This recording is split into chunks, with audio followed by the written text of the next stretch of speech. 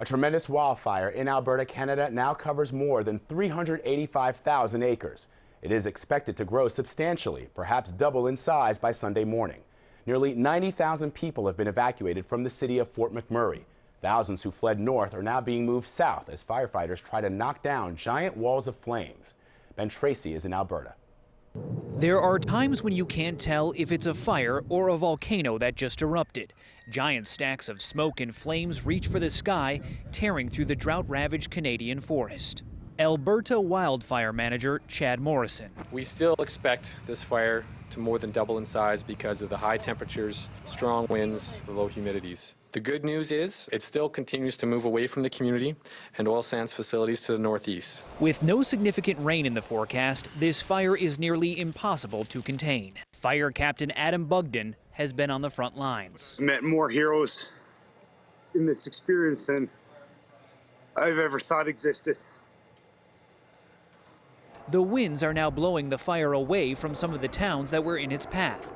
That could save what is left of Fort McMurray. Much of it looks like a bomb went off. Police say they discovered a family of 5 who had not evacuated and were thankfully not injured.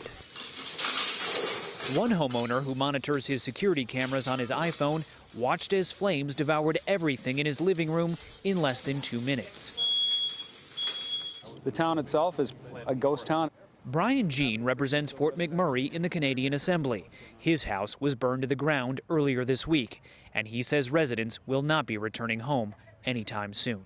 Services such as water, gas, and electricity. In some parts of town it doesn't exist. In other parts the pipes have collapsed. So we'll take some crews some period of time to get things under control. Tens of thousands of people who fled Fort McMurray when fire ravaged the town are now filling evacuation centers throughout Alberta. I'm just hoping we're going to have something to go back to. Sadie Siren came here with her 2 daughters and granddaughter Nora. What have the last couple of days been like?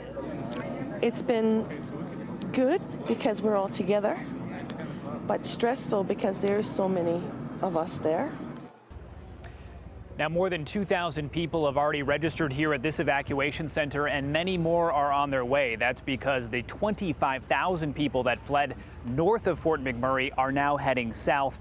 The question so many of these people have is when will they be able to go home, and what will they be going home to? Vlad? Tracy in Alberta. Thanks.